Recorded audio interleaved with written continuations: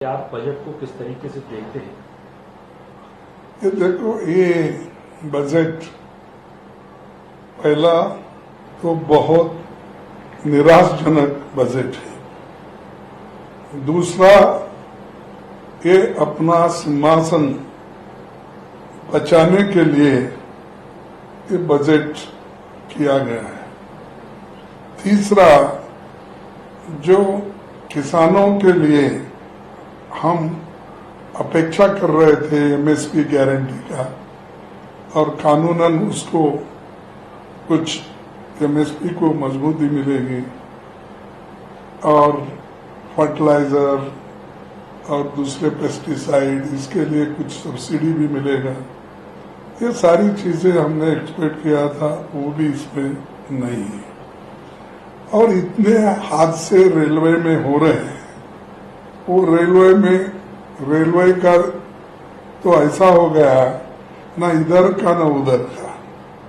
वो finance department जब भी गया, रेल डिपार्टमेंट, तब से या तो उसको ठीक ढंग से पैसे मिल रहे या भर्तियां नहीं हो रही, उसके बारे में कुछ जिक्र नहीं किया। उन्होंने कर सकते थे कि हम इतने नौकरियां खाली है, उसको ठीक करके सिग्नल वाला हों दो, अटेंड करने वाले हों दो, और जितने भी पुलिस सिक्योरिटी होना वो हों दो।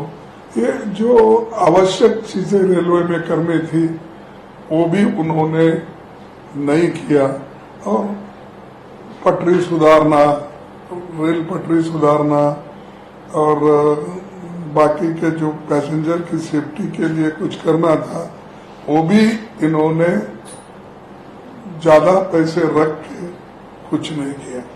और बहुत दिन से मैं खुद ही कोशिश कर रहा हूं, जो पहले के स्कीम्स थे, खास करके जो बोगी फैक्ट्री हम कर्नाटक में बनाए थे, उसको एक्सपांड करने का था।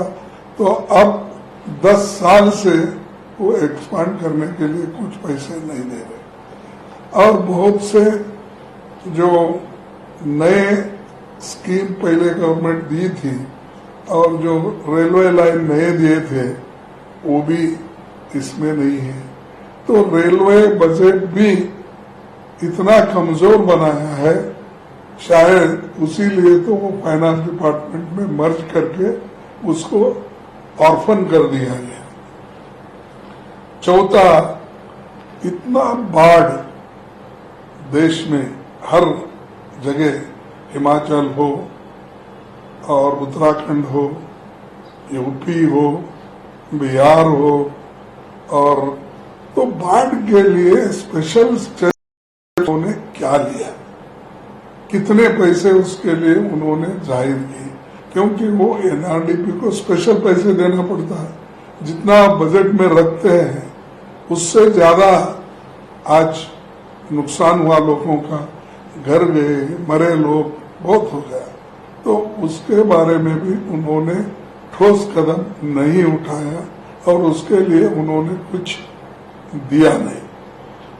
फिर उसके बाद इनके बजट में एससी एसटी का नाम ही नहीं, या उनके लिए जो बजट पॉपुलेशन के लिहाज से रखने का था वो भी नहीं। दूसरों को तो बहुत बातें कहते, मैं शायद इस बार एससी एसटी को जो एक स्पेशल कंपोनेंट के तहत अलग पैसे रख के देना था वो नहीं किए। शायद उनको गुस्सा होगा, क्योंकि इस बार दलित आदिवासी लोग ज्यादा रुझान इंडिया गठबंधन के दिया है।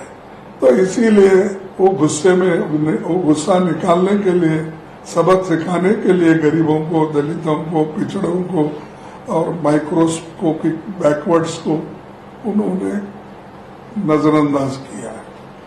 फिर उसके बाद देश के किसानों की मांग तो थी, हमने पहले ही बोला, वो कानून तो दूर ही रह गई। और मिनिमम वेजेस की बढ़ोतरी के बारे में भी उन्होंने कुछ जिक्र नहीं किया।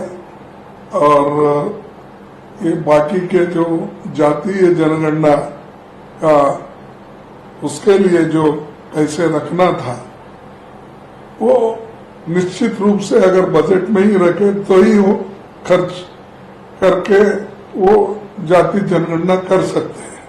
घोषणा करने से नहीं होता। जाति जनगणना करने के लिए जितना अमाउंट रखना था उसका भी उन्होंने कुछ जिक्र नहीं किया। युवाओं की मांग थी जो पक्की सरकारी नौकरी का प्राइवेट सेक्टर में और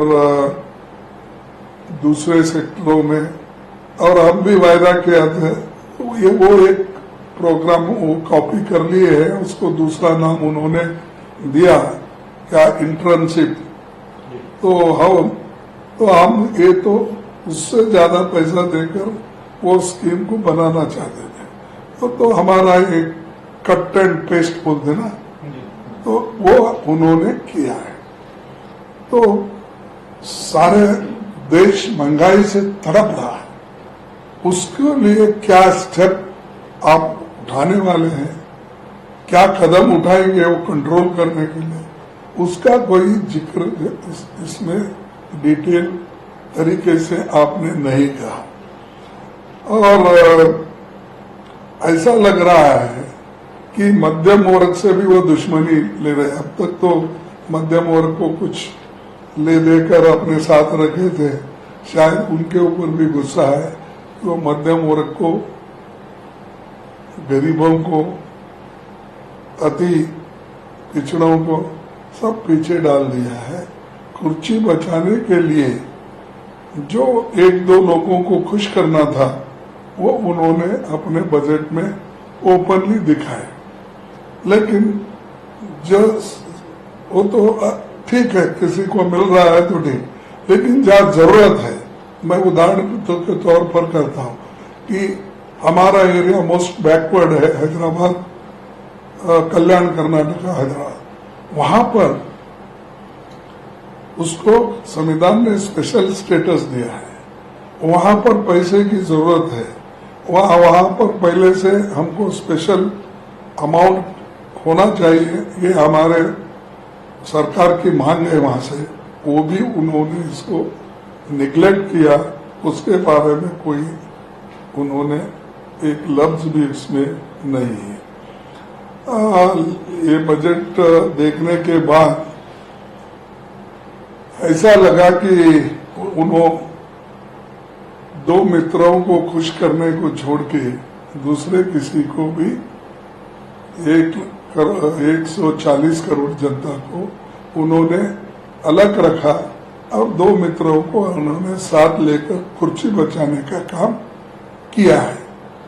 तो कुल मिलाकर ये बजट किसके लिए है अब बाद में मालूम होगा, क्योंकि एक तो हमने बोला कि दो लोगों के खुशी के लिए ज्यादा है, और वो उनकी हमेशा क्या है, प्रॉमिसेस तो बहुत है उनके, लेकिन काम कुछ नहीं होता। एक आप ऐसा, एक तो इनके 10 साल के बजट में हमको बताइए कि जैसा मनरेगा जैसा प्रोग्राम हमने किया, फूड सिक्योरिटी का हमने प्रोग्राम किया, हेल्थ मिशन का काम हमने किया, और राइट टू एजुकेशन का काम हमने किया।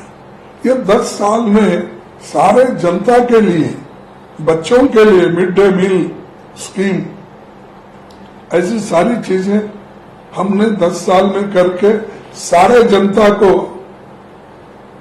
समान दृष्टि से हमने किया। आप ऐसा बताओ, आप किसको लास्ट टाइम इन्होंने करोड़ों मकान बनाने का आश्वासन दिया, आवास बना, उसमें अभी भी 50% भी नहीं हुआ, और आगे अब बनाने का आश्वासन तो दिए हैं, तो जब छत मिलेगा तभी लोग याद करेंगे उनको। अब फिलहाल तो वो शायद, मैं तो समझूंगा कि वो जो भाषण करते हैं, और मोदी जी पहले की गारंटी तो कुछ नहीं दिए, तो अब इसमें अपनी गारंटी की बात नहीं की है उन्होंने, इलेक्शन में के पहले किए गारंटीज की बात। अब इस बजट में तो उनकी गारंटियां दिख रही नहीं, सब छुप गई। तो एक मोदी साहब हमेशा उनको आदत है झूठ बोलने की, तो इसीलिए मैं कभी और मौका मिला तो बोलूंगा उनके 10 बड़े झूठ कैसे हैं वो मैं बताऊं। सर, एक बड़ी बात इसमें ये है कि जो कई स्टेट्स ऐसे हैं जिनके सांसदों ने पार्लियामेंट के बाहर निकल के ये कहा कि उनके राज्यों को नेग्लेक्ट किया, जैसे हरियाणा, जहां पर बीजेपी का कोई खास प्रदर्शन उस तरीके से नहीं रहा जैसा पहले सीट थी, उनकी रिटेन नहीं कर पाए थे। महाराष्ट्र महाविकास अघाड़ी ने वहां 48 में से 30 सीटें जीती हैं। सांसदों का ये आरोप है कि उन राज्यों के साथ, ऐसे राज्यों के साथ भेदभाव क्यों किया जा रहा है। जैसा आपने कहा कि किसी राज्य को जो मिलता है वो दीजिए, लेकिन इनका कोई नाम नहीं लिया गया। पंजाब जैसा जो है राज्य शामिल है जहां पर नाम नहीं लिया गया। इनमें से महाराष्ट्र और हरियाणा में तो अभी असेंबली के चुनाव भी हैं। ये देखिए, मैं कह रहा हूं मन मर्जी वो बनाए। तमिलनाडु को निग्लेक्ट किया, केरला को निग्लेक्ट किया, कर्नाटक को निग्लेक्ट किया, और आंध्रा, खैर मैं बोला वो कुर्सी के हिसाब से चल रहा है। और तीसरी चीज हरियाणा नहीं, पंजाब नहीं, और इवन छत्तीसगढ़ के लिए जो आदिवासियों का एरिया बहुत बड़ा है, राजस्थान है, महाराष्ट्र है, और मध्य प्रदेश भी है। और मध्य प्रदेश तो उन्हीं का गवर्नमेंट है। तो लेकिन जहां उनको जरूरत है उस जगह वो इस बार उतना ही कर लिए हैं। उन्होंने सारे प्लीज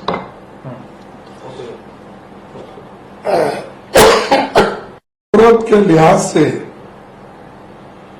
बजट आवंटन नहीं हुआ। अपने कुर्सी संभालने के लिए जहां जहां जरूरी है उतना किए उन्होंने। तो इसीलिए सब एमपीज नाराज हैं और वो चाहते हैं कि इस बजट में हमको कुछ नहीं।